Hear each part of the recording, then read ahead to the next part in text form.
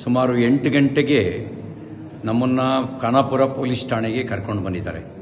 ನನ್ನ ಮೇಲೆ ಯಾವ ಮೊಕದ್ದಮೆ ದಾಖಲಾಗಿದೆ ಅಂತ ನನಗೆ ಹೇಳಿಲ್ಲ. ನಾನು ಕೊಟ್ಟ ದೂರನ್ನು ಗಂಟೆಗಟ್ಟಲೆಯಿಂದ ಸ್ವೀಕಾರ ಮಾಡ್ದಲೇ ನಾನು 0 FIR ಹಾಕಿ ಅಂತ ಹೇಳ್ತಾ ಇದ್ದೀನಿ. ನಾನು ಕೊಟ್ಟ ದೂರನ್ನು ದಾಖಲಿಸ್ತಾ ಇಲ್ಲ.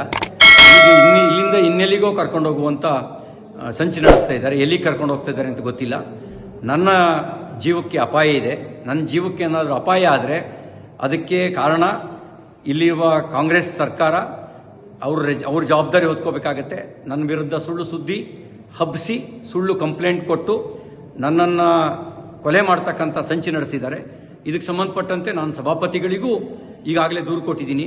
ಹತ್ತತ್ರ 3:45 ಗಂಟೆ ಆಯಿತು ನಾನು ಪೊಲೀಸ್ ಠಾಣೆಗೆ ಬಂದು. ಏನು ದೂರಿದೆ ಅಂತಲೂ ಹೇಳಿಲ್ಲ, ನಮಗೆ ಏನು ಬೇಕು ಅಂತಲೂ ಕೇಳಿಲ್ಲ. ಹೀನಾಯವಾಗಿ ನಡೆಸ್ಕೊಳ್ಳೋ ಕೆಲಸ ಮಾಡ್ತಾ ಇದ್ದಾರೆ.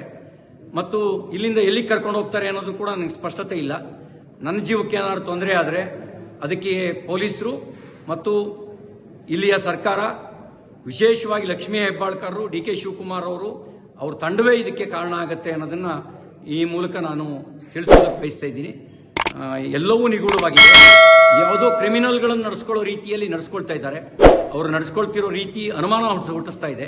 ಪ್ರತಿಯೊಂದು ನಡೆಯೂ ಕೂಡ ಅನುಮಾನಾಸ್ಪದವಾಗಿದೆ ಅವರು ನಡ್ಕೊಳ್ತಿರ್ತಕ್ಕಂಥ ರೀತಿ. ನಾನೊಬ್ಬ ಜನಪ್ರತಿನಿಧಿಯಾಗಿ ಮಂತ್ರಿಯಾಗಿ ಕೆಲಸ ಮಾಡಿದವನು.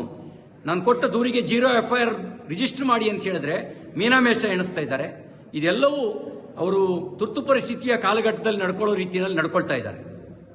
ಜೈ ಹಿಂದ್. ಲೇಟೆಸ್ಟ್ ಹಾಗೂ ಇಂಟ್ರೆಸ್ಟಿಂಗ್ ಸುದ್ದಿಗಳಿಗಾಗಿ ಬಾಸ್ ಟಿವಿ ಕನ್ನಡ ಚಾನೆಲ್ನ ಸಬ್ಸ್ಕ್ರೈಬ್ ಮಾಡಿ. ಹಾಗೆಯೇ ಬೆಲ್ ಐಕಾನ್ ಪ್ರೆಸ್ ಮಾಡಿ.